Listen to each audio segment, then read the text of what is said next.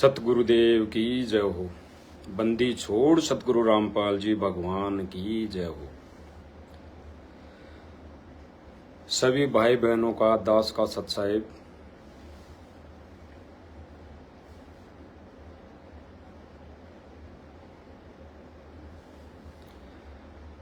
भाई और बहनों, परमात्मा की बहुत बड़ी रजा, दया, मेहर,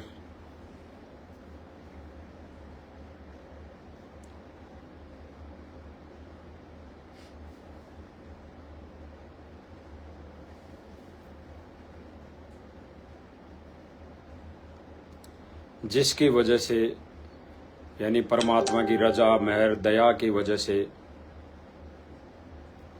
दया हुई, मेहर हुई, रजा हुई और फिर मालिक की प्रेरणा हुई तो दास फिर लाइव के माध्यम से सभी भाई बहनों तक, सभी भाई बहनों से मालिक के ज्ञान चर्चा और कुछ एक बातें ऐसी होती हैं जो एक एक भाई बहन को फोन करके बता नहीं सकते, हम लाइव के माध्यम से ही बता सकते हैं। वो सभी भाई बहन आपस में जानते हैं, क्योंकि एक भाई बहन को फोन करने में हम दिन में अगर 5 भगत भाई बहनों से भी बात नहीं कर सकते। तो लाइव एक सोशल मीडिया ऐसा माध्यम है जिससे लाखों भाई बहनों तक मालिक के मिशन में, मालिक के ज्ञान आधारित वो बातें पहुंचाई जा सकती है। सोशल मीडिया एक ऐसा प्लेटफार्म है। तो आज मालिक की दया से इसी प्लेटफार्म की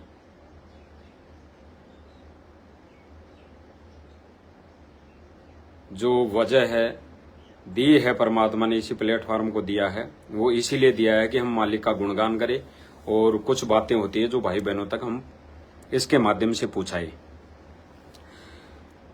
तो भाई और बहनों, कुछ एक बातें ऐसी होती है जो मालिक की दया से दास पोस्ट करता है तो उनमें पूरी लिखी नहीं जाती है। बाकी उस पोस्ट का जो मकसद, उद्देश्य, जो एक रीजन होता है वो मालिक के ज्ञान को लेकर ही होती है और मालिक के इस मिशन के प्रति होती है। तो मालिक की दया से आज जो हम सभी भाई बहनों ने जो निर्णय करना है इस लाइव के माध्यम से, वो यही करना है कि हम सब भगत भाई, सभी जितनी भी संगत है परमात्मा की, वो आज वर्तमान समय में यही जानते हैं और आपस में यही कहते हैं कि हमारा गुरु भगवान जेल में बैठ के सबकी परीक्षा ले रहा है। और है भी ऐसा ही। हम आपस में सभी भाई बहन, हमारी बुद्धि में एक ही चीज बैठी हुई है ज्ञान आधार से कि वो हमारा परमात्मा हम 2 कोटि के जीवों को छोड़कर काललोक की एक छोटी जेल में जाके बैठ गया। उसका बैठने का कारण क्या है? क्योंकि सजा तो उसको कोई दे नहीं सकता, जेल उसको कोई कर नहीं सकता, पकड़ उसको कोई कर नहीं सकता, कैद उसे कोई कर नहीं सकता। वो परमात्मा की ही रजा है, वो उस हमारे गुरुदेव भगवान की रजा है, उसकी इच्छा है जो वहां जाकर बैठ गया हो। और बैठा है तो कोई ना कोई कारण तो है, बिना कारण के तो वो परमात्मा बैठ ही नहीं सकता, बैठ ही नहीं सकता। गुरुदेव भगवान ने कहा कि सन 2006 में जब करोथा कांड हुआ तो हमारे गुरुदेव भगवान 21 महीने या 22 महीने जेल में रह के आए, ये छोटी सी काललोक की जेल में रह के आए। उस दिन भी रीजन था, बहुत बड़ा रीजन था, बहुत बड़ा कारण था। उसमें परमेश्वर ने आके बताया हम तुच्छ बुद्धि जीवों के, हम 2 कोटि के जीवों के समझ में नहीं आई। और आके ही गुरुदेव भगवान ने 2008 में एक सत्संग के माध्यम से बताया कि जिन्होंने ऐसा घिनौना काम किया, ये कुकर्ते किया, कुकर्म किया, क्रोथा कांड वाला, उनका तो नाश हुआ पड़ा है। लेकिन इस माध्यम से परमात्मा ने आपकी भी परीक्षा ले ली। आप डगमग नहीं हुए, आप उस परमात्मा के लिए तड़प रहे थे, तो आप डगमग नहीं हुए। तो गुरुदेव भगवान ने उस समय भी यही किया कि वो परीक्षा थी तुम्हारी, कि आप डगमग नहीं हुए, परमात्मा को छोड़ के नहीं गए, कहीं इधर उधर नहीं भटके, घर बैठ के भक्ति कर रहे थे, परमात्मा के लिए रो रहे थे। तो फिर गुरुदेव भगवान ने आगे एक शब्द बोला, उस पर हमने गहनता से विचार करना है। गुरुदेव भगवान ने बोला कि ऐसा करने से, यानी हम 2 कोटि के जीवों ने ज्ञान को आधार बनाया उस समय, और हम घर बैठ के भक्ति कर रहे थे और उस परमात्मा के लिए रो रहे थे, यानी रोए थे हृदय से। तो गुरुदेव भगवान ने बताया कि परमात्मा ने दया कर दी, तो दास 21 महीने में 22 महीने में जेल से बाहर आ गया। यानी उस समय परमात्मा के लिए हम आत्माएं, 2 कोटि के जीव रोए थे, क्योंकि दास नहीं बता रहा, क्योंकि दास ने तो अभी कोई भगत भाई बहन ये सोचेगा, विचार करेगा कि कजोड़ दास ने तो दीक्षा ही बाद में ली थी बरवाला कांड से बाद में, तो कजोड़ दास क्यों बोल रहा है कि हम रोए थे। अरे वो हमारे भाई बहन ही थे जो रोए थे परमात्मा के लिए। हमारा उनसे रिश्ता जुड़ा हुआ है सतलोक का, तो वो हमारे भाई बहन है, हमसे दूर नहीं है, हम एक ही पिता के संतान हैं। तो बात एक ही है, रोए थे उस परमात्मा के लिए। तो परमात्मा ने, गुरुदेव भगवान ने बताया कि परमात्मा ने, यानी अपने आप को छुपा के बोल रहे हैं गुरुजी, कि परमात्मा ने बहुत जल्दी दया कर दी, तो 21 महीने में दास जेल से बाहर आ गया। तो उस समय परमात्मा 21 से 22 महीने में जेल से बाहर आ गया था। कारण कहते हैं कि भगत के बस में है भगवान, और मोको कहां ढूंढे रे बंदे, मैं तो तेरे पास में। फिर अंत में जब गुरुजी कहते हैं, परमात्मा की वाणी है कि कह कबीर सुनो भाई साधु, मैं तो हूं विश्वास में। तो उस समय भाई और बहनों ने विश्वास किया, उस परमात्मा पर विश्वास किया, और उस परमात्मा को अपने आप अपने पास में समझा। मोकू कहां ढूंढे रे बंदे, मैं तो तेरे पास में। उस परमात्मा को अपने पास में समझा, और यही रिहर्सल की, रोए वो हृदय से। और फिर परमात्मा ने बहुत जल्दी इस काललोक की छोटी जेल से बाहर आने की दया की। तो परमात्मा बाहर आ गए थे 21-22 महीने में। आज परमात्मा का, आज वर्तमान की स्थिति देखे भाई और बहनों, आज परमात्मा को 9 से 10 साल हो गई, शायद 10 से ही ऊपर हो गई। 2014 से आज 25 चल रहा है, तो 10 साल तो कम से कम मान लो, आज परमात्मा को 10 साल हो गई। तो इसका रीजन हम गहनता से विचार करें, गहराई से सोचें कि वो परमात्मा 10 साल बहुत होते हैं, 10 साल बहुत होते हैं, बहुत।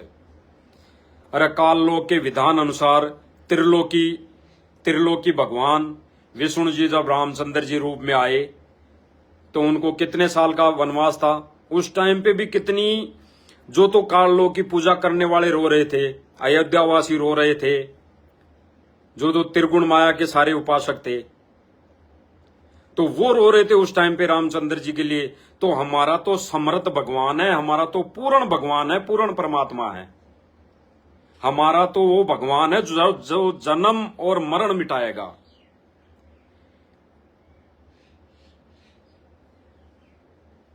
इस जन्म और मरण के बंधनों से मुक्त करवाएगा, वो हमारा समर्थ भगवान है। तो हम क्यों ना रोए उसके लिए। तो आज भाई और बहनों, विचार करने की बात है गहनता से, कि आज उस परमात्मा को देरी क्यों लग रही है, पर वो परमात्मा बाहर आने में वो देर क्यों कर रहा है।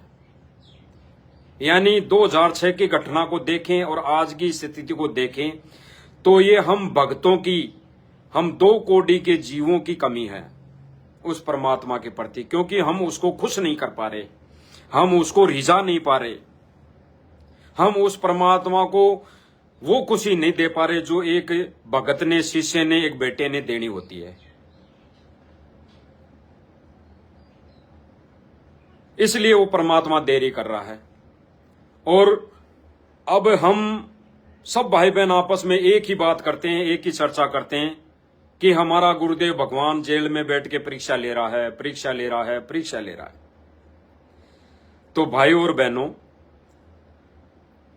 दास को जो मालिक की प्रेरणा हो रही है, वो दास आप सब भाई बहनों के सामने समक्ष इस सोशल मीडिया के माध्यम से शेयर कर रहा है कि जब हमारा वो गुरुदेव भगवान, हमारा बाप हमसे दूर होकर यानी एकांत में बैठकर मोला बैठा मोर से देखे यम की खेड़, ऐसा कुछ वाणी है, मोला बेटा मोर से देखे जम की खेड़, ऐसी कुछ वाणी है, दास को याद नहीं है। तो वो वहां बैठ के हमारी भिड़ंत देख रहा है काल के साथ। भिड़ंत कौन सी? ज्ञान आधार वाली, लड़ाई से नहीं, हाथ पैरों से नहीं, वो भिड़ंत नहीं, ज्ञान आधार से, आदि निभाव से वो वो मौला हमारा बाप वहां बैठ के हमें देख रहा है। और हम कहते हैं कि वो परमात्मा वहां बैठ के परीक्षा ले रहा है। तो भाई जब हमारा परमात्मा वहां बैठ के परीक्षा ले रहा है, तो भाई परीक्षा के समय गुरु के वचन पर चलना होता है, गुरु की कथनी यानी क्रिया पर नहीं। ये विधान है परमेश्वर का, ये गुरुदेव भगवान का, उस समर्थ परमात्मा का, उस सत्य पुरुष कबीर परमात्मा सतगुरु रामपाल जी भगवान का विधान है, अटल विधान है। जब वो परमात्मा परीक्षा लेता है तब गुरु की क्रिया पर नहीं, करनी पर नहीं, वचन पर चलना होता है। एक शिष्य का फर्ज बनता है कि वो वचन को फॉलो करे, गुरु आदेश को फॉलो करे। और गुरु की गैर मौजूदगी में और परीक्षा के समय गुरु वचन वही होता है जो सत्संग रूपी वचन है। गुरु वचन वही है हमारे लिए सत्संग रूपी वचन।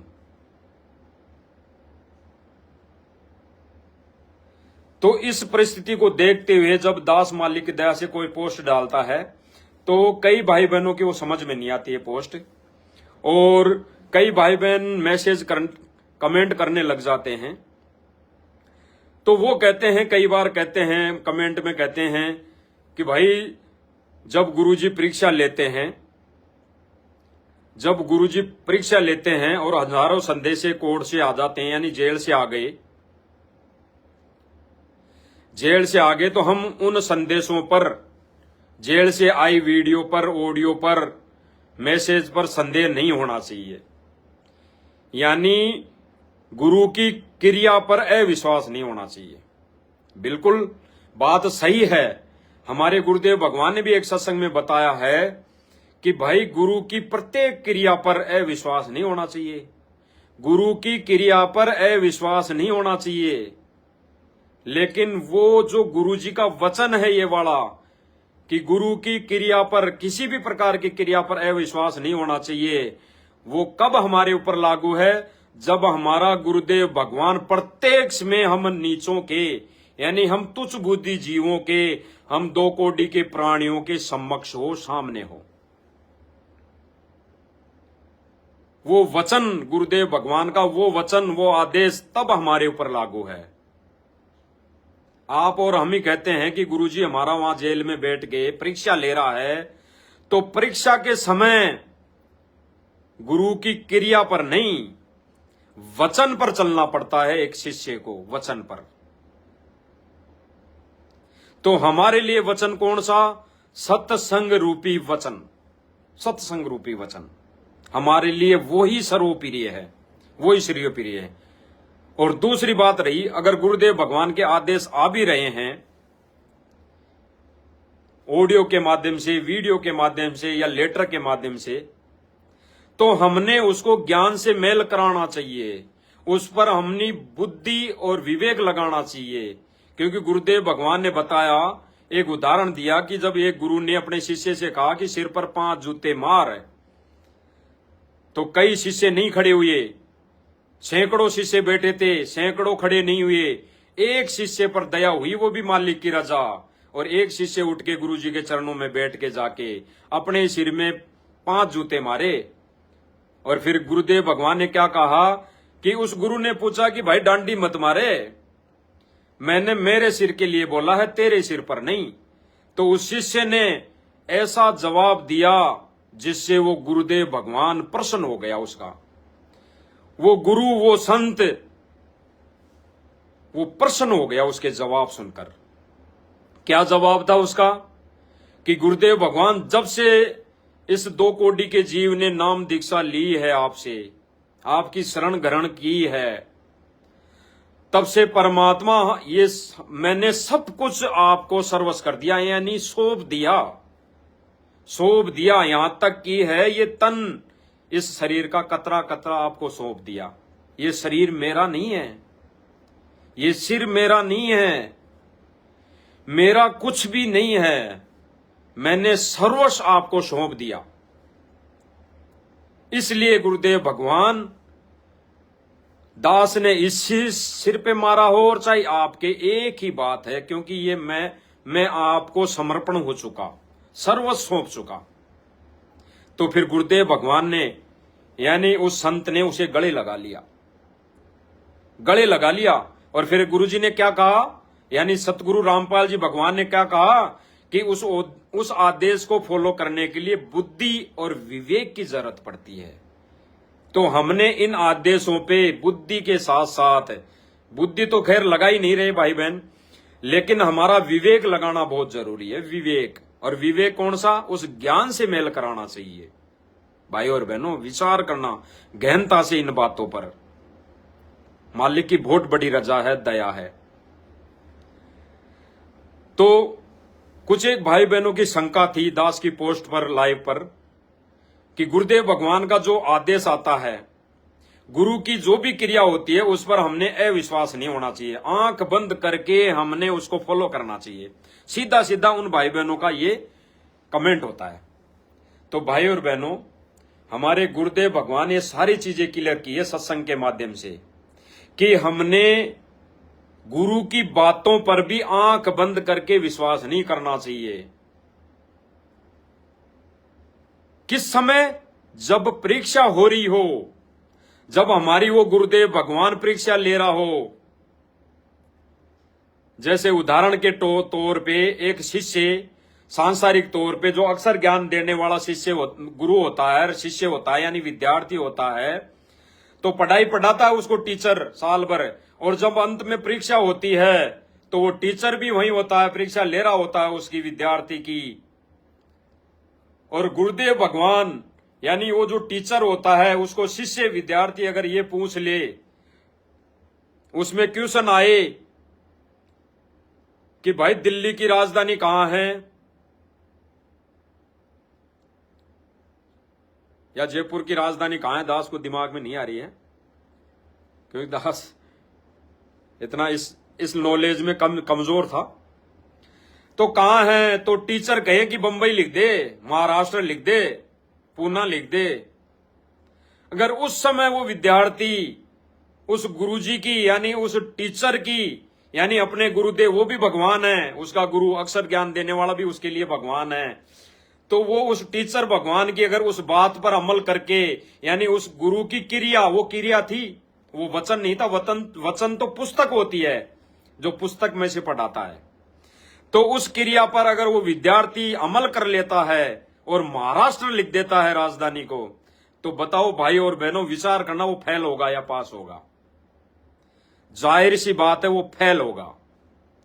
और फेल होगा, और फिर फेल होगा, और वो कारण पूछेगा अपने गुरु से, अपने टीचर से, अपने मास्टर से कि गुरुजी, मैंने तो आपने जो बताया वही लिख के आया था, आपने जो बताया वही लिखा था, तो आपने मुझे उसमें क्रॉस कैसे मार दिया, उसमें 0 नंबर कैसे दे दिए? तब उस गुरु का क्या जवाब होगा? भाई और बहनों, इस पर विचार करने की बात है। उस टीचर का उस विद्यार्थी के इस क्वेश्चन पर क्या जवाब होगा कि भले आदमी, साल भर तुझे यही पढ़ाई थी क्या?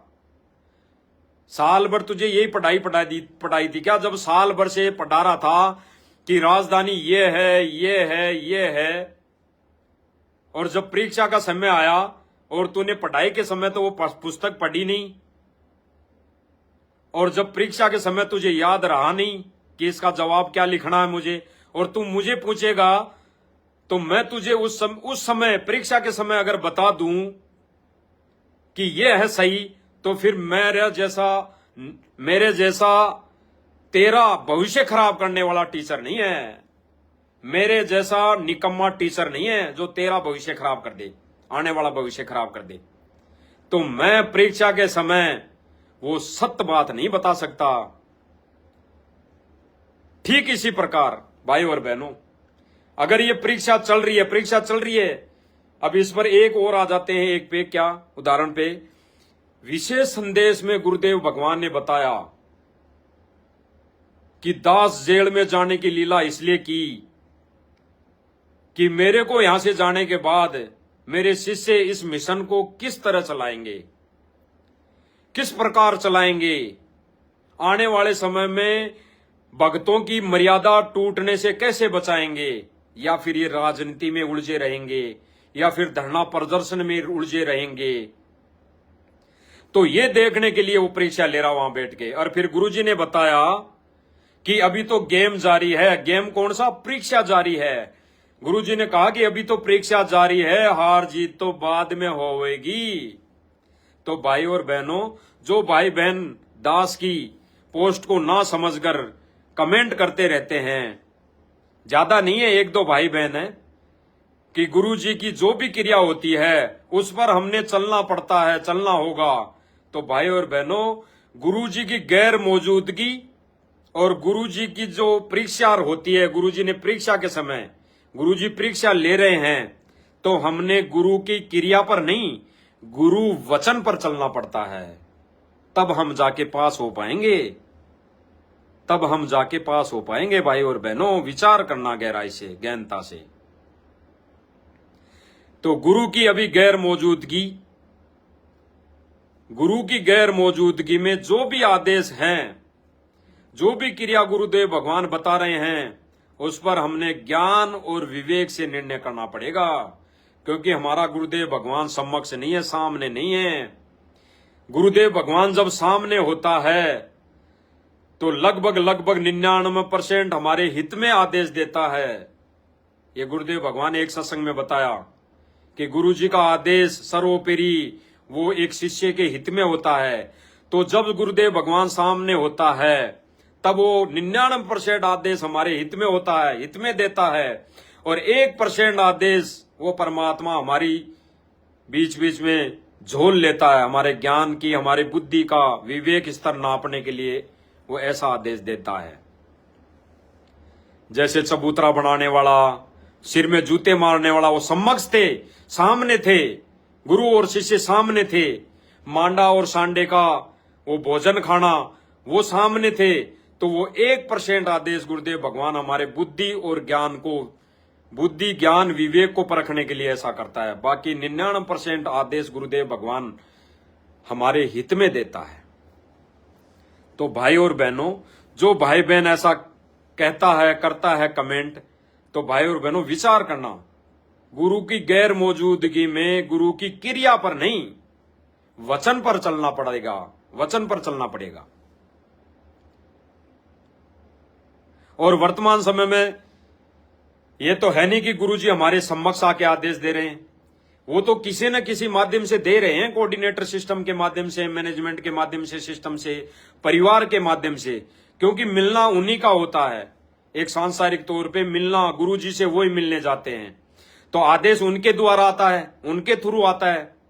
तो फिर हमारे तक जब भी आदेश आता है तो हमारा फर्ज बनता है, हमारा फर्ज बनता है कि हम उस पर अमल कैसे करें, उस पर विवेक कैसे लगाएं, हम सत्संग को आधार बनाएं, सत्संग, गुरुजी के सत्संग को आगे रखें पहले, कि गुरुजी ने कौन से सत्संग में ऐसा आदेश बताया था, ये क्रिया बताई है गुरुजी ने किस सत्संग में बताई थी, तो ये मेल खाती है या नहीं खाती है। तो जैसे कई भगत कहते हैं कि भाई गुरुदेव भगवान का है राजनीति, धरना प्रदर्शन करने का, तो गुरुदेव भगवान तो 2014 से पहले भी हर एक सत्संग में बोला कि हमने राजनीति नहीं करनी, हमने वोट तक नहीं देने। गुरुदेव भगवान ने तो कहा हमने वोट तक नहीं देने, अगर हमारे वोट देने से अगर जो चुना हुआ व्यक्ति गलतियां करता है तो रहस्य में पाप हमारे को भी लगेगा, रहस्य में पाप हमारे को भी लगेगा। और फिर गुरुदेव भगवान ने हमारे ऊपर एक बात छोड़ी, तो ये शंका भी मालिक की दया से दास अभी क्लियर कर देता है, नहीं तो बाद में भाई बहन कमेंट करेंगे। गुरुदेव भगवान ने बताया कि यहां की व्यवस्था बनाने के लिए राजा तो चुनना है। फिर वो बात गुरुदेव भगवान ने अपने ऊपर नहीं ली, हमारे भगवान ने अपने ऊपर नहीं ली। गुरुदेव भगवान ने तो पहले परमात्मा का विधान बता दिया, अपना विधान बता दिया कि हमने गंदी राजनीति में नहीं पड़ना, हमने वोट नहीं देना। मतलब राजनीति में नहीं पड़ना तो हमने वोट नहीं देना। अगर वोट दे रहे हैं तो भाई राजनीति भी तो कर रहे हैं, किसी के पक्ष में अगर वोट दे रहे हैं तो वो राजनीति हो गई। और फिर गुरुदेव भगवान ने हमारी बुद्धि और विवेक जांचने के लिए कहा कि यहां की व्यवस्था बनाने के लिए राजा तो चुनना है, लेकिन वो अपनी बुद्धि से विचार करके सही आदमी देखकर वोट देना, नहीं तो तुम्हारे दिए गए वोट से अगर वो राजा बनता है, गलतियां करता तो रहस्यों में पाप लगेगा। तो यहां पे परमात्मा ने हमारे ऊपर छोड़ दी। तो ये तो हमने निर्णय करना है वोट देना है कि नहीं देना है, और देना है तो हमारे कर्म कैसे फूटेंगे, और नहीं देंगे तो हमारी मर्यादा कैसे बची रहेगी। तो ये तो हमने निर्णय करना होता है भाई और बहनों।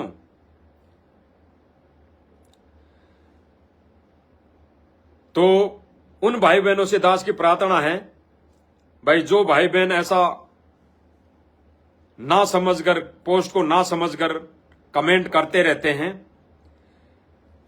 फिर भाई और बहनों जब आपका कमेंट ऐसा आता है कि गुरुदेव भगवान की हर क्रिया पर, हर आदेश पर हमको मानना चाहिए, सर्वोपरि यानी उस आदेश पर चलना चाहिए, तो भाई और बहनों क्या राजनीति भी गुरुदेव भगवान का आदेश है? क्या धरना प्रदर्शन करना भी गुरुदेव भगवान का आदेश है? क्योंकि हमारे मैनेजमेंट भाई और जो गुरुजी का सांसारिक तौर पे परिवार है, वो तो यही कहता है ना कि ये गुरुजी का आदेश लाते हैं हम, ये गुरुजी का आदेश है जेल से, वो तो यही कहते हैं ना हमारे को। मान लो पीले पर्चे के माध्यम से या ऑडियो के माध्यम से या ग्रुपों में संदेश डाल के, टेक्स्ट मैसेज डाल के यही कहते हैं ना कि गुरुजी का आदेश आया है, वहां रैली में जाना है, एक हाजिरी मानी जाएगी। गुरुजी का आदेश है वहां धरना प्रदर्शन में जाना है, गुरुजी का आदेश है एक हाजिरी मानी जाएगी। गुरुजी का आदेश है वहां पे कई गुंडों की सीबीआई जांच करवानी है, एक हाजिरी मानी जाएगी। यही कहते हैं ना भाई और बहन, जो मैनेजमेंट बना हुआ है, जो सेवादार बने हुए हैं, कोऑर्डिनेटर बने हुए हैं, यही कहते हैं ना हमारे को।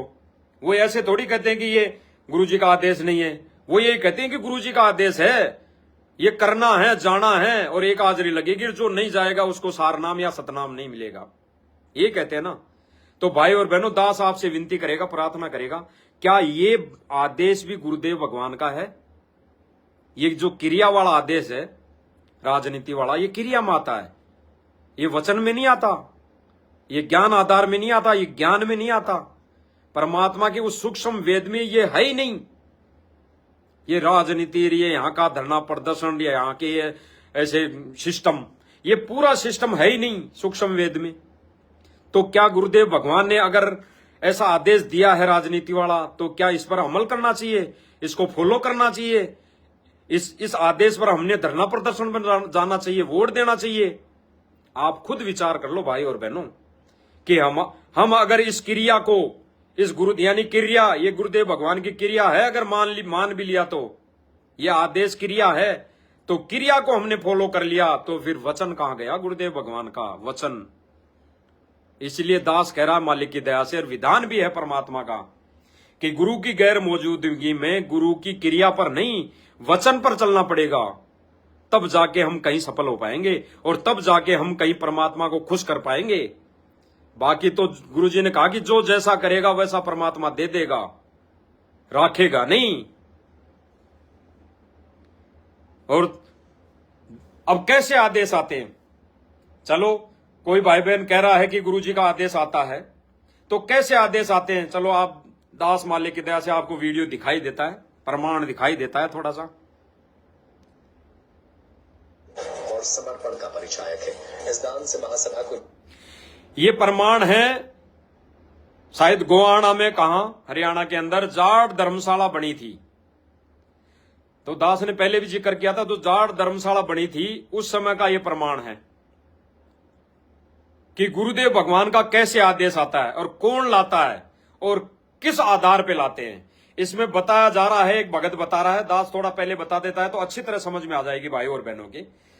ये भाई कह रहा है ये भगत है क्या है या भगत नहीं है, दास को कन्फर्म नहीं है, लेकिन ये शायद गुरुजी का जो सांसारिक तौर में बड़ा बेटा है मनोज, उसका सहपाठी है, उसका मित्र है, और ये शायद दनाना का सरपंच है या कहां का सरपंच है, दास को कन्फर्म नहीं है। तो ये भगत भी बन चुका शायद। तो इसके विचार हैं, ये कह रहा है कि हमने जिस दिन इस आश्रम की यानी जिस दिन इस धर्मशाला की जाट धर्मशाला की नींव लगी थी यानी मूर्त लगा था उसी दिन हमने तो हमारे अंदर प्रेरणा हो गई थी जी कि हम इस धर्मशाला में सहयोग करें, हमारा भी सहयोग लगे इस धर्मशाला में, हमारे भी पुण्य बने। यानी अपने स्तर की सोच के आधार पर जिस दिन इस धर्मशाला का मूर्त लगा था उसी दिन इन्होंने सोच लिया था, इन कमेटी वालों ने, मैनेजमेंट वालों ने, सेवादारों ने, इस राष्ट्रीय समाज सेवा समिति ने सोच लिया था कि ये जो जाट धर्मशाला बन रही है समाज की, इसमें हमारा सहयोग हो। और सहयोग ये कैसा कर रहे हैं, पर्सनली नहीं, इसने ये भाई बोल रहा है कि फिर हमने हमारी कमेटी बना रखी है, दनाना आश्रम में कमेटी बना रखी है, तो कमेटी वालों ने निर्णय करके गुरुजी से प्रार्थना लगाई और गुरुजी का प्रार्थना पे कोई जवाब नहीं आया। फिर दोबारा प्रार्थना लगाई, फिर कोई जवाब नहीं आया, फिर प्रार्थना लगाई तो गुरुदेव भगवान ने कहा कि जो इच्छा है आपकी, भाई जो आपकी इच्छा है वो कर लो। फिर हमारी कमेटी ने निर्णय किया और फिर एक फ्लोर बनाने के लिए कमेंटमेंट कर दिया, वचन दे दिए, हमने हां कर दी। तो भाई और बहनों, गुरुदेव भगवान का कहां आदेश हुआ? गुरुदेव भगवान ने तो ये कहा कि जो इच्छा है आपकी वो कर लो, क्योंकि इनकी इच्छा जिस दिन उस धर्मशाला की नींव लगी थी, मूर्त लगा था, उसी दिन ये इच्छा हो गई थी कि हमने इसमें सहयोग करना है। 1 करोड़ रुपए या 2 करोड़ जो भी है, एक फ्लैट यानी एक फ्लोर बनाना है, उसमें चाहे करोड़ रुपए लगे चाहे 2 करोड़ लगे। तो इनकी इच्छा तो उसी दिन हो गई थी, मैनेजमेंट सेवादारों की, भाई बहनों की। तो इसमें इन्होंने गुरुजी का आदेश कहां लिया? इन्होंने तो फिर गुरुजी को आदेश दिया जाके कि ऐसी ऐसी बात है, धर्मशाला बन रही है और हम उसमें सहयोग करना चाहते हैं। गुरुदेव भगवान आपका क्या आदेश है, आपकी क्या राय है? तो गुरुदेव भगवान ने पहले तो कोई जवाब नहीं दिया और फिर कहा, ये जब पीछे ही पड़ गए गुरुदेव भगवान के, तो गुरुदेव भगवान ने कहा कि जो आपकी इच्छा थी, जो मन में थी वो कर लो। तो इन्होंने जो इच्छा थी वो कर ली। अब सुनो भाई और बहनों, ये प्रमाण भवन के निर्माण में महत्वपूर्ण मदद मिलेगी। बहुत बढ़िया जी काम हो रहा है। ये बहुत सच्ची पूछो तो हमने जिस दिन नींव टकी न उसी दिन हमारी सोच बदल गई थी, अब हम भी कुछ सहयोग कराएंगे जी। तो हमारी एक कमेटी बनी हुई है जी वहाँ आश्रम के अंदर जी। तो हमने गुरुजी से प्रार्थना करी, हम कोई भी काम करते हैं तो गुरुजी से प्रार्थना करके करते हैं। ठीक है, गुरुजी ने आदेश दिया कि जो तारा मन में वो कर दो। गुरुजी ने आदेश दिया कि जो तारा मन में वो कर दो। गुरुजी ने आदेश दिया कि जो तारा मन में वो कर दो। गुरुजी ने आदेश दिया कि जो तारा मन में वो कर दो। तो क्या मन में आइए, आप ही बताइए। बड़ा एक बिल्डिंग बनाया उन्होंने, अच्छा फ्लोर 1 बना दो जी, और ऐसी मटेरियल डालते हैं जी हम जी। आप कभी आश्रम में आगे देखिए धनाना धाम में। अच्छा, तो चलो बाद में तो इसकी वैसे ही बातें हैं, लेकिन जो मेन बात थी, मेन पॉइंट था, वो आ गया। पत्रकार भी ये पूछ रहा है कि फिर क्या मन में आई जी, यानी कह रहा है भाई कि गुरुजी से प्रार्थना लगाई तो गुरुजी ने बोला कि जो थारे मन में आवे वो कर लो। फिर पत्रकार पूछ रहा है कि फिर क्या मन में आई तुम्हारे? फिर कह रहा है भाई कि हमने कमेटी बना रखी है तो हमने निर्णय करा कि एक फ्लोर बना दो और बढ़िया से बढ़िया मटेरियल लगाएंगे। तो भाई और बहन, ऐसे आदेश हैं गुरुदेव भगवान के। तो ऐसी क्रिया पर हम कैसे विश्वास कर लें, कैसे फॉलो करें ऐसी क्रिया को जो गुरुदेव भगवान अपनी गैर मौजूदगी में कोऑर्डिनेटर के माध्यम से, मैनेजमेंट के माध्यम से आदेश आ रहे हैं, दे रहे हैं या नहीं दे रहे हैं, वो परमात्मा की मौज है। लेकिन जो भी आदेश आ रहा है इस सिस्टम के माध्यम से आ रहा है, तो हम कैसे फॉलो कर लें, हम उसको कैसे मान लें? ये गुरुदेव भगवान की क्रिया में आता है, वचन में नहीं आता। और वचन तो गुरुदेव भगवान का सत्संग है, सूक्ष्म वेद है, और उस वचन में, सूक्ष्म वेद में, परमात्मा के विधान में कहीं नहीं लिखा हुआ कि गुरुदेव भगवान 2 तरह का आदेश देते हैं, और 2 तरह के देते भी हैं तो फिर गुरुदेव भगवान ने बता दिया कि इस पर अमल करना, विवेक लगाना। ऐसा नहीं कि गुरुदेव भगवान के सिर पे जाके जूते मार दिए, कह दिया तो ये सिर में जूते मारने वाली बात है भाई और बहनों गुरुदेव भगवान के। गुरुदेव भगवान ने कह दिया कि आपके मन में आ गई, थारे मन में हो जो कर लो। और फिर गुरुदेव भगवान ने वहां एक फ्लोर देके एक करोड़ रुपए देके जूते मार दिए। ये गुरुदेव भगवान के सिर पर जूते मारना ही है। विचार करना भाई और बहनों, गहराई से विचार करना। तो जाहिर सी बात है उन भाई बहनों की ये शंकाएं पूरी हो गई होंगी। अब दूसरा आदेश कैसे आ रहा है गुरुदेव भगवान का? अब आप कहते हो ना भाई बहन, कई भाई बहन कमेंट करते हैं कि गुरुदेव भगवान का जो भी आदेश हो मानना पड़ेगा, क्योंकि गुरुदेव भगवान कहते हैं कि भाई मैनेजमेंट जो है, कमेटी वाले हैं, मेरे से पूछे बगैर कोई भी काम नहीं करते। बिल्कुल ठीक बात है, पूछे बगैर कोई भी काम नहीं करते। मैनेजमेंट समिति वाले गुरु जी से पूछे बगैर कोई काम नहीं करते। बिल्कुल ठीक बात है। अभी सुनाया कि ये कैसे पूछते हैं गुरु जी से। पहले ये मन में करते हैं कि हमने ऐसा करना है, और फिर गुरु जी से ये फॉर्मेलिटी के लिए पूछने जाते हैं। और जाते हैं कि नहीं जाते हैं भाई और बहनों, क्या हमने देखा, आंखों देखा? अरे परमात्मा तो कहते हैं कि जब तक ना देखे निज नैना तब तक ना माने गुरु के बहना। जब तक आंखों और कानों से देख सुन ना लो तब तक हमारे गुरुदेव भगवान की बातों पर भी विश्वास नहीं करना चाहिए। क्योंकि कौन सी बात है? वही बात है जो हमारा अन्य कोई भाई बहन आके बताएं कि गुरुजी ने ऐसा बोला है करने के लिए, तो उस बात पे हमने आंखों नहीं देखा, हमने कानों नहीं सुना, तो हमने उस पर भी अमल नहीं करना चाहिए। ये गुरुदेव भगवान ने क्लियर कर दिया। जैसे रंका बंका की झोपड़ी बनाई थी, और फिर रंका बंका ने स्वीकार नहीं की उस भविष्यवाणी को। वो उसके गुरुदेव भगवान की भविष्यवाणी थी, लेकिन स्वीकार नहीं की, क्योंकि उन्होंने दिखाई नहीं दिया। केवल भविष्यवाणी थी, केवल कानों सुनाई दिया। और रंका बंका ने सोचा कि गुरुदेव भगवान तो कहते हैं कि जब तक आंखों नहीं देख लो और कानों नहीं सुन लो तब तक गुरु की बात पर भी विश्वास नहीं करना। तो रंका बंका ने ये निर्णय किया कि हम इस बात को, इस आकाशवाणी को फाइनल नहीं मानेंगे, हम गुरुदेव भगवान से पूछेंगे।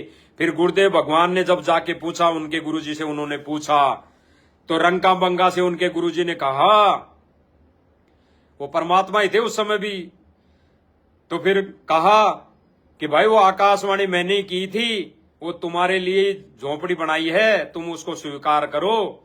तो फिर रंका और बंका ने जब कानों सुन ली, आंखों देख लिया गुरुजी के सामने प्रत्यक्ष में, तब स्वीकार की थी। तो भाई और बहनों, ये आदेश जो ऐसे आते हैं वो हमने दास ये नहीं करा कि हमारे लिए वैलिड नहीं है, मान्य नहीं है, लेकिन जब आदेश आ रहा है तो हमारे लिए ज्ञान और विवेक जरूरी है इन पर। ऐसे ही आदेश आ रहे, जैसे अभी सुनाया दास ने मालिक की दया से, जो धर्मशाला के लिए ये क्या क्या कह रहा है भाई कि पहले हमारे मन में आ गई थी, नीम लगी थी उसी दिन कि 1 फ्लोर का पैसा देंगे। फिर गुरुजी से कमेटी में तय करके प्रार्थना लगाई गई। फिर गुरुजी ने बोला कि भाई जो थारे मन में आओ वो कर लो। फिर पत्रकार पूछ रहा है कि थारे मन में क्या आई, फिर कि हमारे मन में आएगी, हमने फिर निर्णय किया कि 1 फ्लोर का बढ़िया मटेरियल लाके 1 फ्लोर बना दो। तो कहां गुरुजी का आदेश हुआ? इन्होंने तो बाद में गुरुजी से केवल पूछा है, एक आम संत, एक गुरु मानकर, एक परिवार वाला व्यक्ति मानकर, एक आम संत मानकर, रिश्तेदार मानकर। क्योंकि अधिकतर मैनेजमेंट जो है 90% मैनेजमेंट जो बना हुआ है वो अधिकतर मैन जो बड़े बड़े मैनेजमेंट वाले अधिकारी हैं सारे गुरुजी के रिश्तेदार हैं सांसारिक तौर पे। तो उन्होंने तो रिश्तेदार मान के गुरुजी से वैसे बोला है बाद में कि गुरुजी से तो कम से कम पूछ लें, कह दें भाई गुरुजी हम ऐसा कर रहे हैं। तो भाई और बहनों ये चीज है। चलो फिर कैसा आदेश आ रहा गुरुजी का, हम एक और सुन लेते हैं। अभी कुछ दिन पहले, शायद 12 तारीख है वो, 12/8 को एक घटना घटी हिसार में, जो 2 भगत भाई बहनों को मारा, पीटा, जान से जानलेवा हमला किया। और फिर जब उनसे पूछा गया उस पेट्रोल पंप पर अन्य व्यक्तियों के द्वारा कि भाई तुम क्यों मार रहे हो, तो वो बोले कि लड़की छेड़ रहे थे तब इनको मारा है। अब वो बेचारे दोनों भाई भाग गए थे। तो जब लड़की का जहां पे मामला आ जाता है तो कोई नहीं बोलता, और जब लड़की का मामला आ जाता है ना, चाहे झूठा साचा, वो तो झूठा ही था, लेकिन जब आ जाता है तो रास्ते चलता आदमी भी हाथ साफ कर लेता है, 2 घोंसे मार के हाथ साफ कर लेता है जहां लड़की का मामला होता है। तो वो भाई वहां पे जो इकट्ठी हुई थी वहां पे पब्लिक, उन्होंने कुछ नहीं बोला, इसलिए कि लड़की का मामला था। और फिर जब उनसे पूछा गया, जब कोर्ट में वो भाई खड़े हुए पुलिस वाले के सामने, तो बसंत सैनी क्या बोलता है वहां पे कि भाई तुझे तो गुरुजी का आदेश है जान से मारने का, तुमको तो गुरुजी का आदेश है जान से मारने का। तो वो कहां से आदेश आ गया, हमने तो नहीं सुना भाई और बहनों, हम कैसे मान लें? हमने ना आंखों देखा ना सुना तो कैसे मान लें? लेकिन उन्होंने तो संगत में क्या कर दिया भगत भाई बहनों के सामने कि गुरुजी का आदेश आ गया, उनको मार दो जान से। तो भाई और बहन भोले होते हैं, भगत भोले होते हैं, मान लेते हैं भाई ये वो ज्ञान तो लगाते नहीं, भाई गुरुजी का आदेश होगा ऐसा मारने का तो भाई मार लो। फिर जब एक भगत भाई ने इस पर भी नीर खीर का निवेरा करने के लिए मंजू बहन जी के पास फोन मिला दिया, मंजू बहन जी के पास, तो मंजू बहन जी से जो वार्ता हुई दास सुनाएगा आपको। वो भगत भाई पूछ रहा है कि बहन जी ऐसी ऐसी बात है, हिसार में घटना घटी और पवनदास जयपुर वाला और उसके दो भगत, उसके साथ में 2 भगत हिसार पेशी पे आए थे तारीख पे, जो केस चल रहा है जो गुरुजी ने कर रखा है उसकी पेशी पे आए थे, और ऐसे ऐसे फलाने भगत बसंत सैनी हैं, वो कौन है चांद राठी, और 15 से 20 भगत वहां चले गए और गुरुजी का आदेश बताकर उन भगतों को पीटा है, मारा है, जानलेवा हमला किया है। और जब उनसे पूछा गया तो उन्होंने ये कहा कि गुरुजी का आदेश है मारने का इस पवन जयपुर वाले को, और इसके संपर्क में जितने भी भगत है उनको मारने का आदेश है। अब दास तो ये बात बोल रहा है इसलिए कि भाई और बहनों, जब पवन दास को मारने का आदेश है तो भाई और बहनों, जो भगत भाई बहन मर्यादा में रह के भक्ति कर रहे हैं तो उनको तो वो क्रिया भी नहीं सवारी होगी मैनेजमेंट वाले भाई बहनों को, तो जाहिर सी बात है सबको मारने का उन्होंने ठेका ले लिया होगा, सोच लिया होगा, तो भाई सबको मारने का आदेश है वो तो उस बहन का क्या कहना है, जो मंजू बहन जी है, गुरुजी की सांसारिक तौर पे गुरुजी की बेटी है, बड़ी एक छोटी है, दास को कंफर्म नहीं है। तो उस बहन ने क्या कहा कि भगत जी ऐसा आदेश गुरुजी का नहीं है, ऐसा आदेश गुरुजी ने कभी नहीं दिया और ना देते हैं और ना आगे देंगे। और वो बहन कह रही है कि मुझे तो पता नहीं कि ऐसा कांड भी हो गया, और ऐसी कोई वीडियो आपके पास में है, सबूत है तो मेरे को भेजो, मैं देखूंगी। तो सुनो भाई और बहनों, सच्चाई बहन जी, सच्चाई मंजू बहन बोल रही है, सच्चाई बहन जी मंजू बहन बोल रही है बहन जी, मैं MP से भगत जी ये पूछ रहा था बहन जी। हेलो, वो बहन जी अभी जो घटना हिसार में घटी है बहन जी, गुरुदेव का आदेश पता के बहन जी की गुरुदेव का आदेश आया है, आपको जान से मारना है पवन दास के ऊपर। वो बहन जी बसंत सैनी है ना, रोहतक गंधारा से, उसने जान से मारने की धमकी दी, बोला गुरुजी को आदेश आया तेरे को जान से मारना है। बहन जी ऐसा कोई आदेश देते हैं क्या गुरुजी? हमारे गुरुजी तो कहते हैं चींटी को भी नहीं सताना बेवजह। और 2 भक्तों को बहन जी मारा भी गया है वहाँ पर हिसार कोर्ट के बाहर। बहन जी 12 अगस्त की घटना है, 2025 के अभी अगस्त की 10 दिन पहले की वीडियो भी बना है बहन जी। CCTV कैमरा में पेट्रोल पंप के सामने वीडियो वायरल हुआ है। तो आपको पॉइंट बताया बहन जी, 10-12 साथ में आश्रम के भगत भी आए थे और उन्होंने बेवजह उन 2 भक्तों को जयपुर से आए थे बहन जी, उनको पीटा है। और पवन दास जी बहन जी है वीडियो मेरे पास। जी बहन जी, और ऊपर से बहन जी गुरु जी को बदनाम कर रहे हैं कि गुरु जी का आदेश है तेरे को जान से मारना है। नहीं भाई, दुनिया से तो ना देते, परमात्मा तो वही बहन जी। जीवन दान देते हैं। अगर मान लो बहन जी, वो तो मैं भी कहना चाहता, अगर वो गलत है उसको कोर्ट सजा देगी। वो आया था पेशी में पवन दास, जो मुकदमा है ना गुरु जी का मुकदमा है जो, तो वो आया था, तो उसको जो भी अगर वो गलत है तो वो बोला तो भाई मेरे राजीनामा के लिए उन्होंने बोला, तो बोले मैं गलत तो मेरे को कोर्ट सजा देगी। और पुलिस के सामने बसंत से नहीं बोल रहा कि गुरु जी को तेरे को जान से मारने का आदेश है, ऐसा बोला था। वो वीडियो फोटो हो तो बताओ दो भाई, मेरे को वैसे नहीं पता था। भेज रहा हूँ बहन जी, हाँ, देखो, सब चाहिए। कितना मेहनत है ना। सुन लिया भाई और बहनों।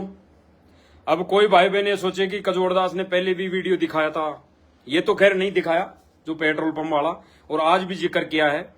तो जिक्र करना इसलिए जरूरी है भाई और बहनों कि जो भाई बहन ही सोचते हैं कि गुरु जी का आदेश आ रहा है सारा कोर्ट से, जेल से गुरु जी का आदेश आ रहा है, तो गुरु जी की किसी भी क्रिया पर हमने अमल करना चाहिए, उसको फॉलो करना चाहिए, मानना चाहिए। तो क्या ऐसे आदेश गुरु जी के आ रहे हैं जो इनको हम माने? तो भाई और बहनों क्लियर हो गया आप सब भाई बहनों के सामने कि गुरु जी के ऐसे आदेश आते हैं जेल से, जो हमारे मैनेजमेंट वाले भाई, आश्रम वाले भाई, राष्ट्रीय समाज सेवा समिति के सदस्य, ये सारे लेकर आते हैं गुरु जी के आदेश। अब इन्होंने ये आदेश भी कहा होगा कि गुरु जी हमारे को तो पवनदास जयपुर वाले को पीटने की मन में आ रही है, हमारी इच्छा है कि उसको पीट दें। तो फिर इन्होंने जाके बोला होगा कि गुरुजी क्या पवनदास को पीट दें, तो गुरुजी ने बोल दिया होगा भाई थारे मन में आई तो पीट लो भाई। तो भाई और बहनों इस पर गहनता से विचार करने वाली बात है, गहराई से विचार करने वाली बात है कि आदेश जो भी आ रहे हैं गुरुदेव भगवान के, वो किस हद तक, कौन से आदेश ज्ञान से मेल खा रहे हैं और कौन से नहीं खा रहे हैं। आंखें बंद करके उन आदेशों को फॉलो करना नहीं होता है, उस पर बुद्धि और विवेक भी लगाना होता है। तो सारी चीजें क्लियर हो गई है भाई और बहनों। जो कमेंट करते थे एक आधे, और एक खास तौर से मेरी बहन है, नाम नहीं बताएगा, चलो नाम बता देता है दास, एक मधु बहन जी है, मधु बहन जी जो पहले सात संगतियों से संपर्क में थी, दास के भी संपर्क में थी, सात संगति में आती जाती थी। सात संगति मतलब भक्तों की संगति करती थी, सच्चे भक्तों की, सत्य पर चलने वाली मर्यादित भक्तों की संगति करती थी। उसी वीडियो को लेकर जो जेल से आई थी तब दूर हो गए थे।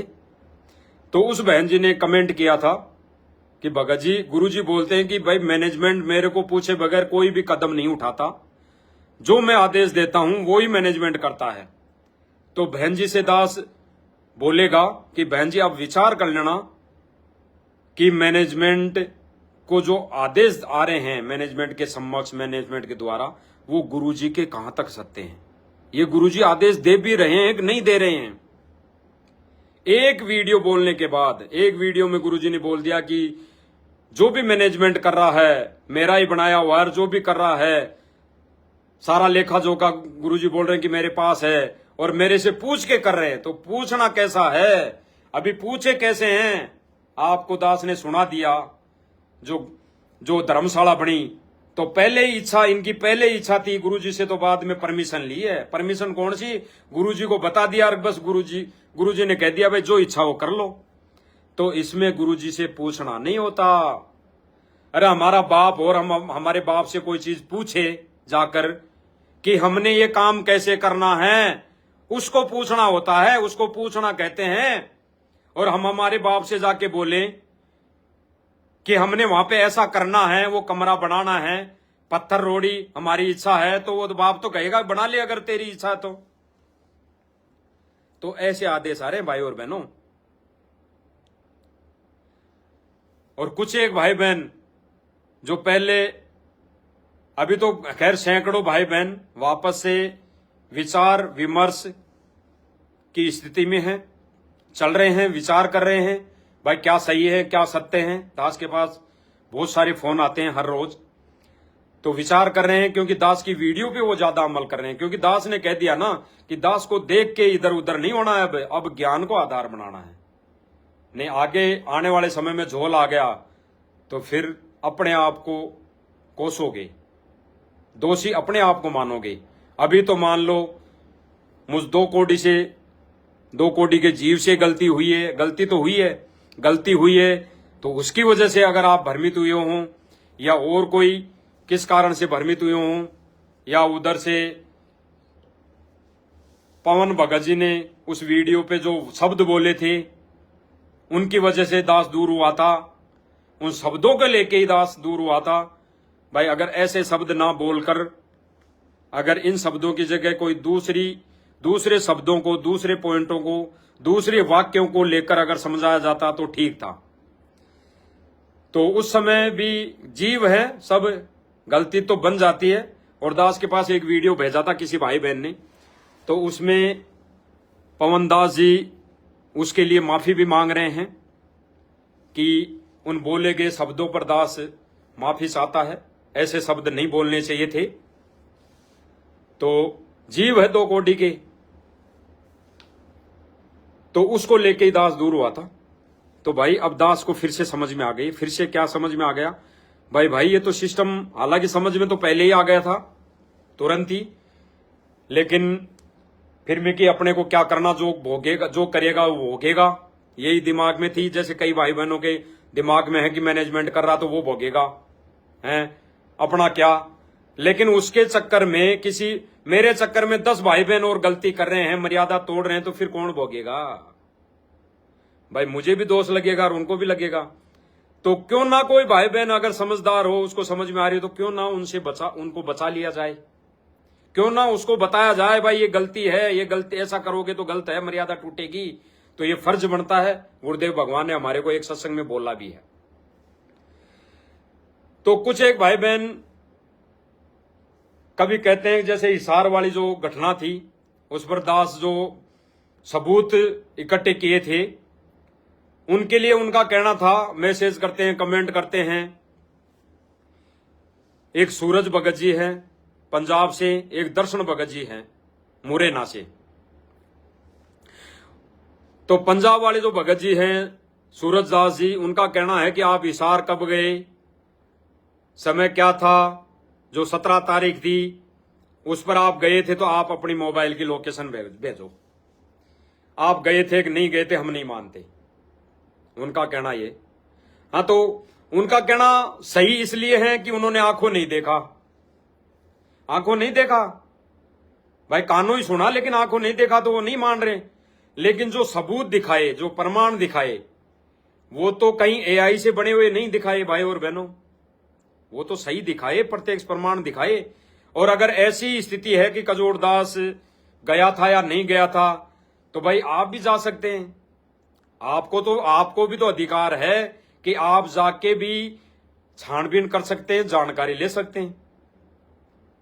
और रही बात लोकेशन ट्रेस वाली, तो भाई करवा सकते हैं आप लोकेशन ट्रेस। अगर इतनी ही कमजोरी है बुद्धि और विवेक की कि हमें तो हर बात का प्रमाण चाहिए, हर बात का सबूत चाहिए, तो भाई और बहनों थोड़ा सा दास क्लियर और करेगा कि दास जब हिसार जाते हुए वीडियो बनाया, उस वीडियो में बोला गया कि मैं जा रहा हूं, पूछने वाला हूं। तो क्या भाई और बहनों, क्या विचार करना थोड़ा, दास वहां जाते हुए वीडियो बना के जा सकता है क्या लाइव आके? अगर वहां जाएगा तो वहां गए हुए भाई बहनों को जो 12 तारीख को मारा था, जानलेवा हमला किया था, तो अगर दास लाइव आके वहां जाता है तो क्या मैं बच पाता? क्या मैं बच पाता? तो वो दास ने बोला था भाई वहां अब पहुंचने वाला हूं, लेकिन उससे पहले सबूत जुटाए थे सारे, उसके बाद लाइव आया था दास। पहले सारे सबूत जुटाए थे दास ने मालिक की दया से, और फिर दास लाइव आया था। अगर दास पहले ये कह के जाता कि मैं हिसार जा रहा हूं, वहां पेट्रोल पंप पे जाऊंगा, सारे प्रमाण लाऊंगा, तो क्या वहां पे मैं बच पाता?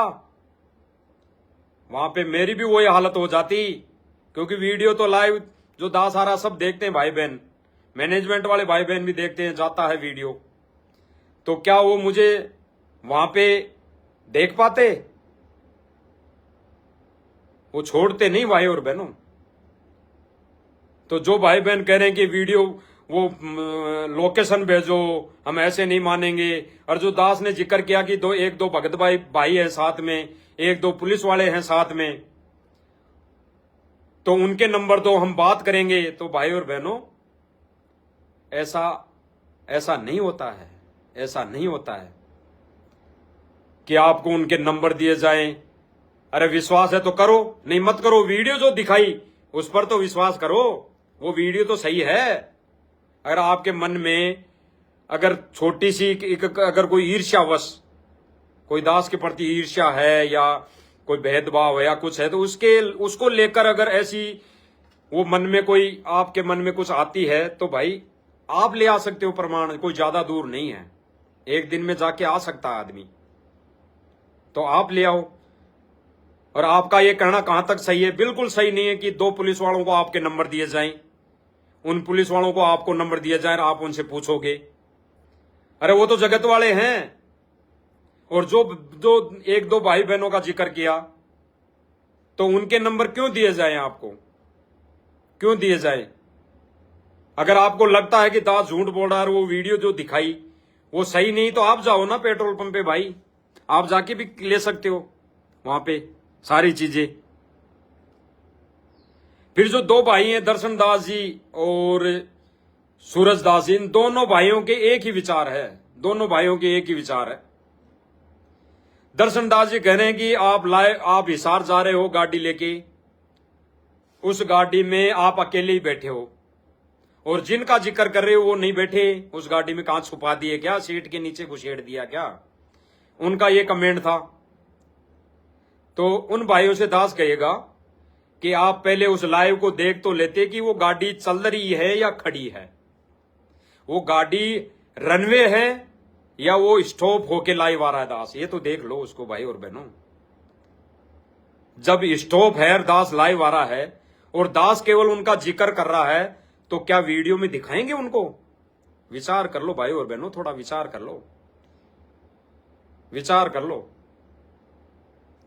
और थोड़ी सी हमारी जो नादानी है, कमजोरी है किसी बात को लेकर, तो उनको भाई और बहनों हाथ जोड़ के विनम्र प्रार्थना है दर्शन दास जी से और सूरज दास जी से, आप दोनों से प्रत्यक्ष। बाकी दास ने तो पहले सार्वजनिक तौर पे सब भाई बहनों से गलती की क्षमायाचना कर ली है, मांग ली है।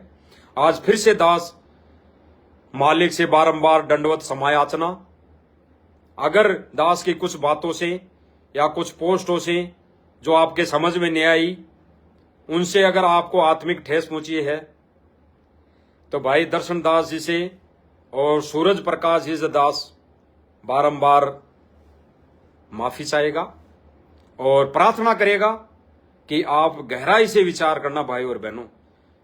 जो आपने कमेंट किया है कि वीडियो भेजो, हैं लोकेशन भेजो, हैं उनके नंबर भेजो जो जो साथ में था, हैं आप गाड़ी में तो और क्यों नहीं बैठे हैं?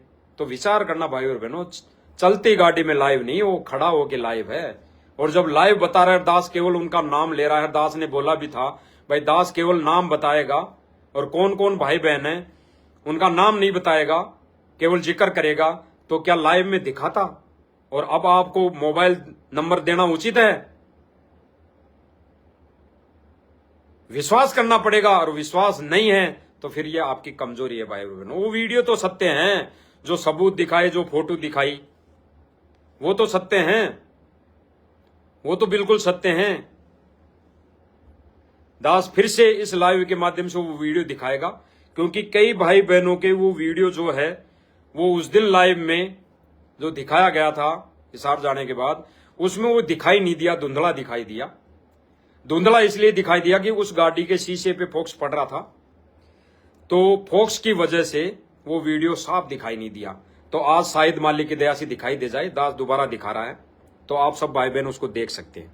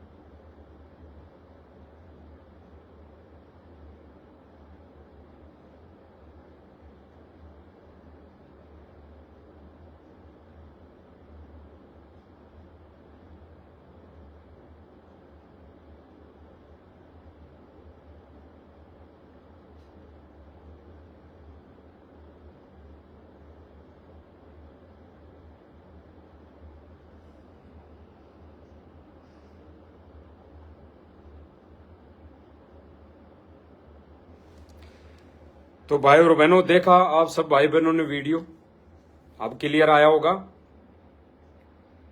और भाई और बहनों, दास अब इस लाइव के माध्यम से लास्ट उन दर्शन भगत जी और सूरज भगत जी के लिए भी कहना चाहेगा कि भाई और बहनों, हमने आत्म कल्याण चाहिए मालिक की दया से, हमने भगवान और भक्ति से मतलब होना चाहिए, और वही बातें हों कि कौन गलती कर रहा है, क्या गलती कर रहा है। हो सकता है अब दर्शन भगत जी या सूरज दास जी लाइव आए और कुछ दास की जो पहले के लाइव वीडियो हैं उनको काट कर दिखाएं और भक्तों को भ्रमित करने की कोशिश करें। तो भाई और बहनों, ये आपकी जिम्मेदारी और आपकी ज्ञान और बुद्धि विवेक पर निर्भर करता है। बाकी दास ने जो कहना था वो कह दिया है सब भाई बहनों से। और दूसरी बात रही कि कुछ एक भाई बहनों को वो भी समझ में नहीं आया था कि भैया प्रमाण कहाँ है जो आपने बोला कि ज्ञान गंगा में लिखा हुआ है। तो दास वो भी बता देता है कि ज्ञान गंगा पुस्तक पेज नंबर 149 पे लिखा हुआ है भाई और बहनों, जिसके लिए दर्शन भगत जी ने भी मुझे मैसेज डाला था कि उसका सबूत भेजो। तो दास ने उनको यही कमेंट लिखा था वापस कि भाई जी ज्ञान गंगा पुस्तक में है, आप पढ़ लो। दास ने ये सोचकर कहा था कि भाई और बहनों, हम किसी के दिए हुए सबूतों पर ये अमल करेंगे, हम नहीं पढ़ेंगे तो हमें कहां तक नीर खीर का निवेरा करने की वो बुद्धि आएगी। तो इस सोच के अनुसार दास ने कहा था कि ज्ञान गंगा पुस्तक में लिखा हुआ है, तो अगर दास ये कह देगा तो इस कारण से कम दर्शन भगत जी पढ़ तो लेंगे, क्योंकि अगर उन्होंने पढ़ा होता तो उनको पता होता ज्ञान गंगा पुस्तक में कि कहां लिखा हुआ है।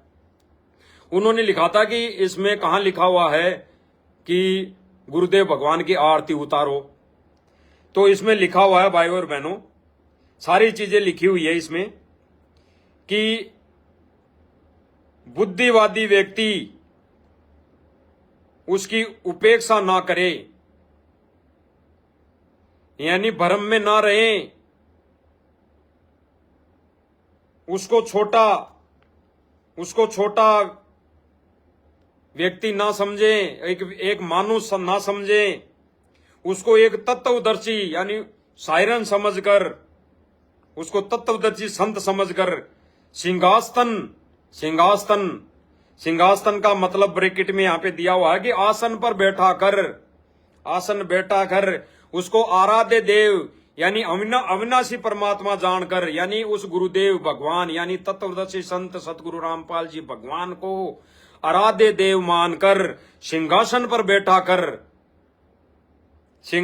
बैठाकर आराध्य देव यानी अविनाशी परमात्मा अविनाशी भगवान जानकर उसकी पूजा करें। तो भाई और बहनों, पूजा कैसे करेंगे, पूजा कैसे करनी है? हमारे को परमात्मा ने आरतियां दी है, संध्या आरती दी है, सुबह का नित्य नियम दिया है, असुर निकंदन रमेणी दी है। तो आरती हम पहले जगत में थे, ओम जय जगदीश हरेर आरती घुमाते थे हैं जो दीपक लगा के, तो वो आरती करना पूजा में आती है। और गुरुदेव भगवान ने बताया कि ये सारी क्रिया करना पूजा में आती है। फिर गुरुदेव भगवान ने एक सत्संग में बताया कि भले आदमी कोई तो मूर्ति पे अटक गया, उसी के भोग लगावें, उसी की पूजा करें, आरती उतारे, मूर्ति की आरती उतारे हैं, उसी के फूल सजाएं, उसी को भोग लगाएं, उसी के आगे दंडवत करें। और फिर गुरुदेव भगवान ने जो अहम बात बताई भगत के लिए, वो भाई और बहनों क्या थी, इस पर हमने बुद्धि और विवेक लगानी है। जहां पे ये जो आरती की बात आ रही है, पूजा की बात आ रही है, सिंहासन वाली बात आ रही है, वो क्लियर हो जाएगी। गुरुदेव भगवान ने क्या कहा कि कोई तो मूर्ति पे अटक गया, उसी के भोग लगावे, उसी की आरती उतारे, यानी मूर्ति की आरती उतारने का जिक्र कर रहे हैं गुरुजी, उसी की आरती उतारे, उसी के भोग लगाएं हैं, उसी के दंडवत करें। फिर गुरुदेव भगवान ने बताया कि और नाम सही नहीं तो कहां से पूजा हो गई। तो हमारे पास तो सारी चीजें विधिवत उस परमात्मा के विधान अनुसार मौजूद है, दी हुई है गुरुदेव भगवान की। वो मूर्ति भी दी हुई है, दंडवत प्रणाम करने की विधि भी बताई गई है, बताई हुई है, आरती करने की विधि भी बताई हुई है, आरती करनी चाहिए, और मूर्ति भी दी हुई है, और भोग लगाने की विधि भी बताई हुई है गुरुदेव भगवान के द्वारा।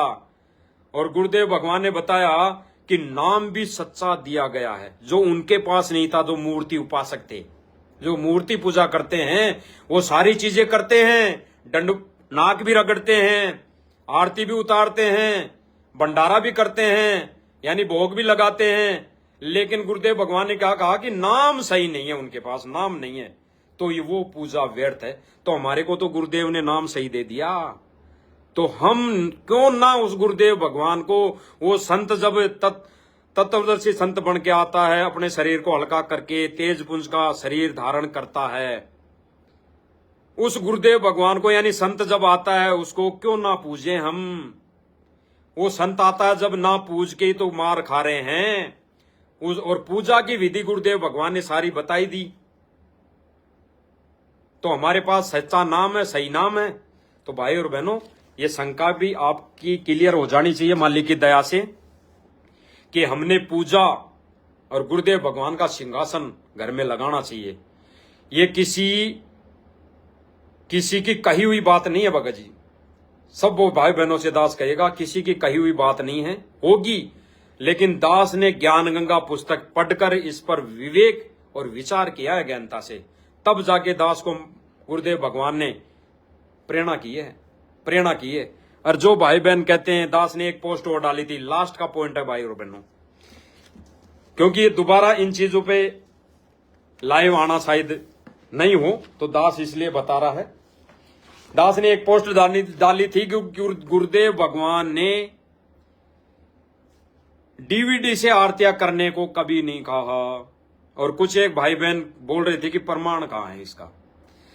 तो प्रमाण यह है भाई और बहनों, प्रमाण यह है, क्या है, कबीर सागर का सरलार्थ, पेज नंबर 593, जो कई बार दिखा चुके, पहले कई भाइयों ने दिखा चुके, दर्शन दास जी ने भी दिखा चुके, जिस पर लिखा है, सारी चीजें क्लियर हो जाएगी भाई और बहनों इसमें, कि गुरुदेव भगवान ने हमारे को डीवीडी, ये तीनों समय की आरतियां करने के लिए, मंत्र करने के लिए डीवीडी ना कभी दी है और ना कभी बोला है। हमारे को जब गुरुदेव भगवान ने नाम उपदेश दिया, तब हमारे को एक भक्ति बोध दी थी, भक्ति बोध, और केवल एक मंत्र कार्ड मिला था। उसकी भी कब तक जरूरत बताई गुरुदेव भगवान ने, कि जब तक हम उन चीज से परिचित ना हो जाएं, उस चीज की हम रूटीन ना बन जाए, तब तक नहीं, बाद में इनकी कोई आवश्यकता नहीं है। तो भाई और बहनों, जो डीवीडी से आरतियां करने की गुरुदेव भगवान ने मना किया है, वो दास आपको इस कबीर सागर के सरलार्थ में प्रमाण बता रहा है। कई भाई बहनों की शंका नहीं रहनी चाहिए, और विश्वास हो जाना चाहिए। इसमें लिखा है, जो तीनों समय के नित्य कर्म दिए हुए हैं गुरु जी के द्वारा, और टाइम भी लिखा हुआ है।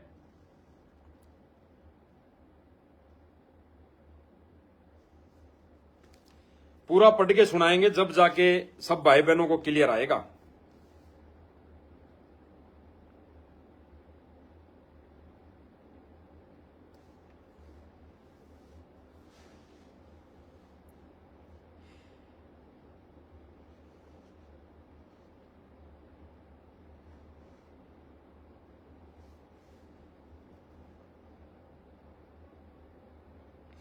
गुरुदेव भगवान ने कहा कि सुबह उठते ही मंगलाचरण करें और उपरोक्त शब्द पढ़ें। अब शब्द कौन सा लिखा है 592 पेज नंबर पे, कि समरत साहेब रतन उजागर, सत्य पुरुष मेरे सुख के सागर।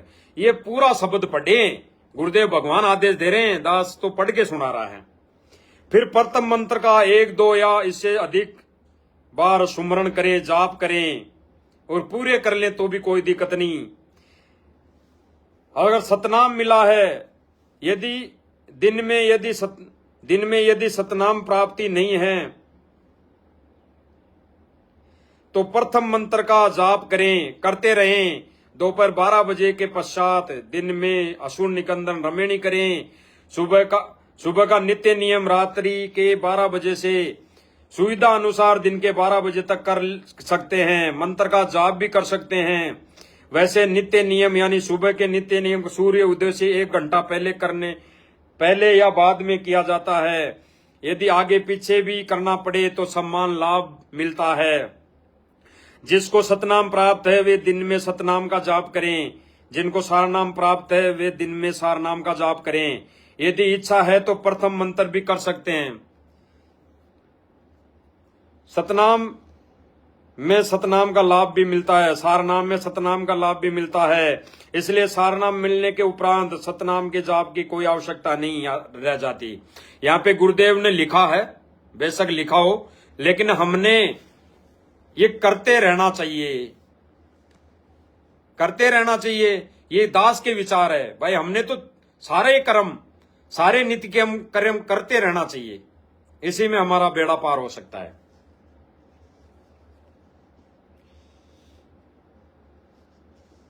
फिर लिखा है कि शाम के समय संध्या आरती करनी चाहिए। इसको करने का सही समय सूर्यास्त के समय है। यदि किन्हीं कारणवश आगे पीछे करना पड़े तो सम्मान लाभ मिलता है।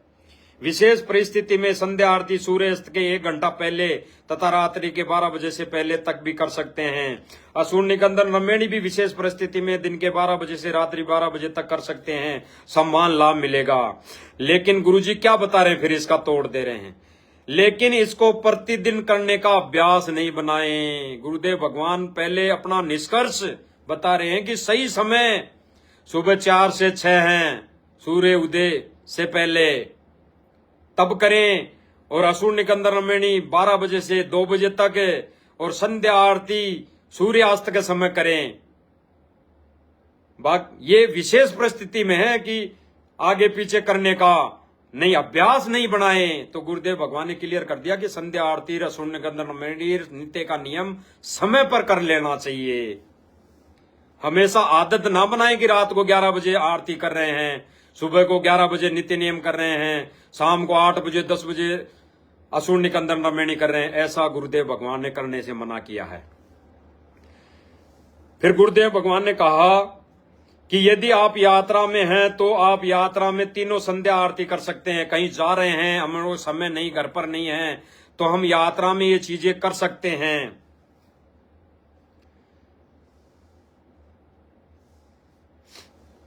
कर सकते हैं। यदि आप सुबह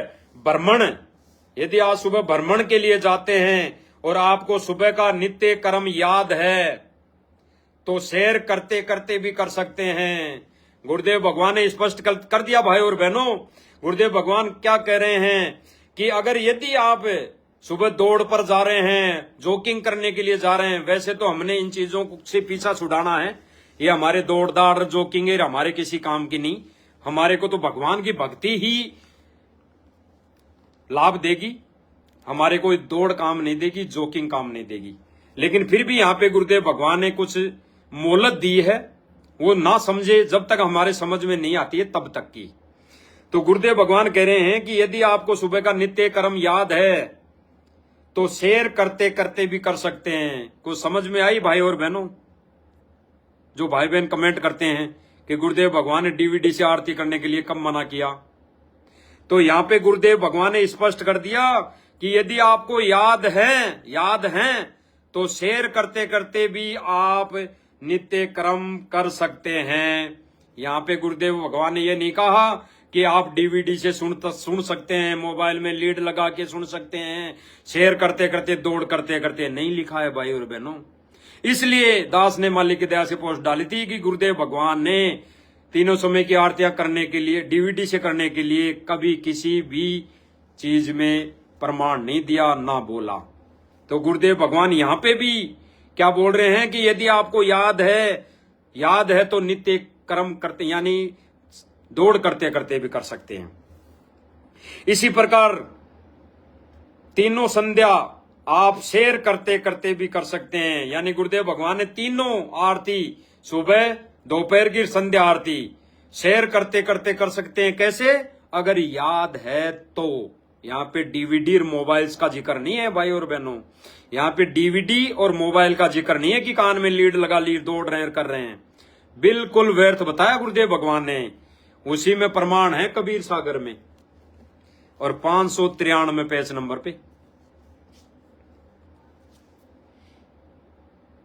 फिर गुरुदेव भगवान ने तोड़ दी दिया इसका, कर सकते हैं। फिर गुरुदेव भगवान ने क्या लिखा, यदि याद है तो, पूर्ण विराम लगा दिया एक डंडा उसके आगे, यदि याद है तो गुरुदेव भगवान ने क्या क्लियर कर दिया कि यदि आपको याद है तो भ्रमण करते करते सैर करते करते भी आप कर सकते हैं, याद है तो, अन्यथा लीड लगा के डीवीडी चला के नहीं करनी है। फिर गुरुदेव भगवान कहते हैं कि यदि याद नहीं है तो भक्ति बोध पढ़ते हुए आप पार्क में बैठकर भी कर सकते हैं, कहीं सुरक्षित स्थान पर जहां दुर्घटना का कोई अंदेशा ना हो, भय ना हो, भक्ति बोध से चलते चलते भी कर सकते हैं। यहाँ पे गुरुदेव भगवान ने भक्ति बोध का जिक्र किया है। यहाँ पे मेमोरी कार्ड और लीड का या मोबाइल का उपयोग नहीं बताया है गुरुदेव भगवान ने। भाई और बहनों विचार करना, पढ़ लेना। दास आपको कबीर सागर का सरलार्थ बता रहा है और पेज नंबर है 593। फिर गुरुदेव भगवान ने तोड़ दे दिया, यदि आप घर पर हैं तो बैठकर करें, संध्या आरती बैठकर करें, यानी भक्ति बोध से ही करें, फिर भी लीड ना लगाएं। ये परमात्मा का विधान है तीनों समय की आरतियां करने का। तो भाई और बहनों ये प्रमाण है। अब यह जहां तक बैठकर करने की बात आती है, इस पर कोई भाई बहन ये सवाल खड़ा कर दे, कमेंट करेगा कि फिर खड़े होके करने की क्यों बोलता है कोई भगत या पवन दास जयपुर वाला। अरे भाई और बहनों, दास तो पहले से खड़ा होकर आरती करता आ रहा है, पहले से ही, क्योंकि ये दास के अंदर की प्रेरणा है। क्योंकि हम पढ़ते हैं ना कि खड़ा रहूं आठों याम, यानी गुरुजी तो यहां कह रहे हैं कि भगत का फर्ज है कि वो भगत, अगर हम प्रार्थना कर रहे हैं कि खड़ा रहूं आठों याम दरबार में, गेट पर दरबारी बनकर खड़ा रहूं आठों याम, यानी आठों याम का मतलब 8 पैर, 8 पैर का मतलब 8 या 24 घंटे हो गए, तो यानी 24 घंटे खड़ा रहूं।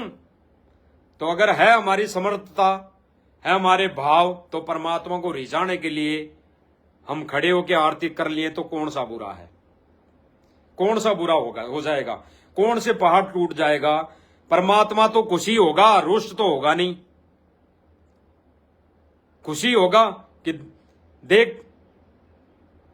देख मेरा शिष्य, मेरा भगत परमात्मा के लिए कितना कितना तड़प रहा है, परमात्मा को खुश करने के लिए क्या क्या नहीं कर रहा ये। अगर दिक्कत है तो बैठ के कर सकते हो, उसमें तो गुरुजी ने लिख भी दिया और इसमें किसी ने कोई दबाव भी नहीं दिया, बैठ के भी करो। दास भी किसी का समर्थन नहीं करा इस मामले में, भाई करनी है खड़े होके। अगर है समस्या तो बैठ के कर सकते हैं।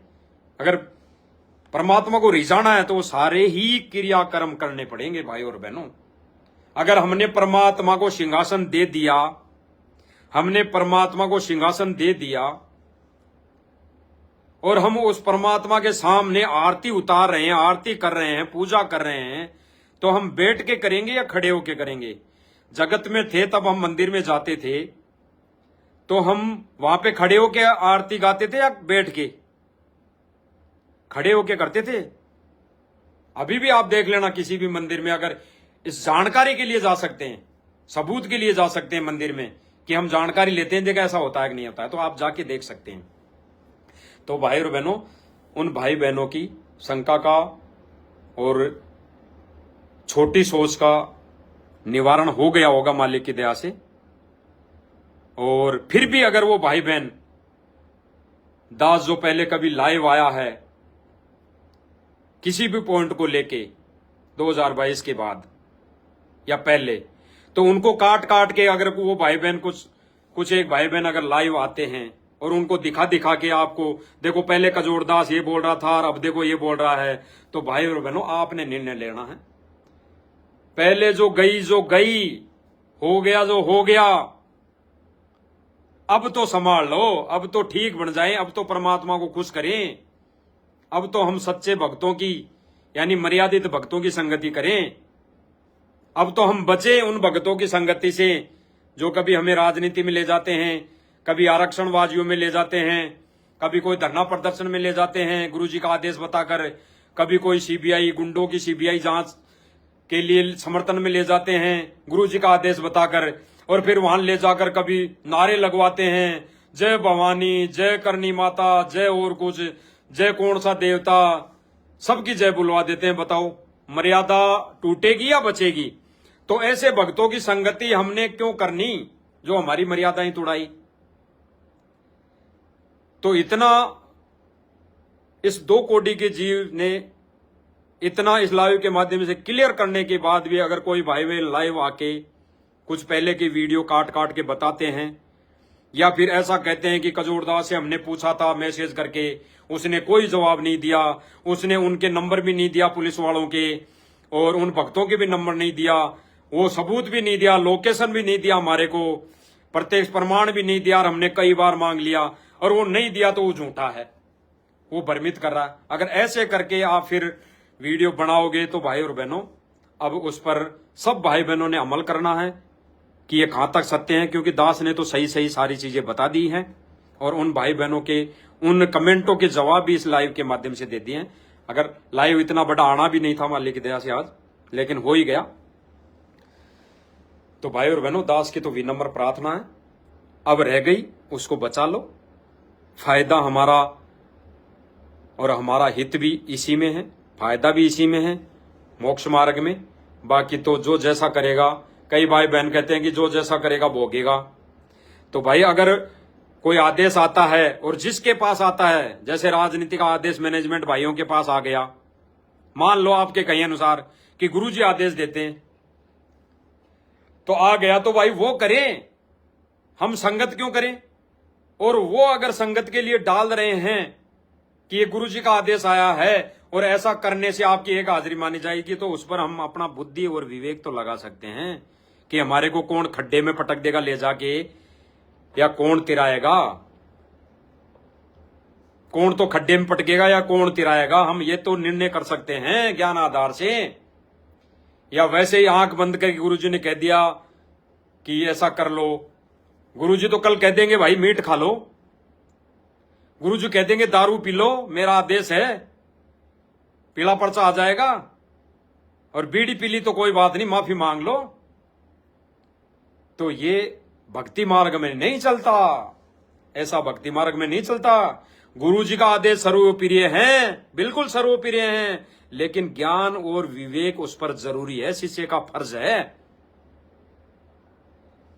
तो भाई और बहनों, दास विनती फिर से यही करेगा कि समझो, संभलो, और अगर लगता है कि हमारे कदम बह गए थे, हम भटक गए थे, बह गए थे, कोई भी कारण बनाओ, दास दोबारा उस कारण को दोहराएगा नहीं, लेकिन कोई भी कारण बनाओ, किसी भी कारण से हम भटक गए थे, तो हमारी जो आत्मिक शांति मिले, जो हम भक्ति क्रिया जैसे परमात्मा को रिझा सकें, पूजा कर सकें हमारे को इस गुरुदेव भगवान की संत रूप में आए हुए की, तो वैसा हम करें, तब जाके हमारी आत्मिक जो बैटरी है, आत्मिक शांति है, वो मिल सकती है। तो भाई और बहनों, दास का फिर से हाथ जोड़ के विनती प्रार्थना, अगर फिर भी उन भाई बहनों के कोई अंदर शंका है, राग द्वेष है, और इसको चलते अगर वो फिर भी लाइव आके कुछ कहते हैं, कुछ करते हैं, तो भाई दास उनको मना नहीं करेगा, आओ बेशक, लेकिन आपके सभी सवालों के जवाब इस लाइव के माध्यम से परमात्मा ने दिलवा दिया है, और आगे का निर्णय आप एक दो, यह ज्यादा नहीं है, 1-2 भाई बहन है, तो आप पर छोड़ दिया है भाई और बहनों। सत साहेब, जय हो बंदी छोड़ की।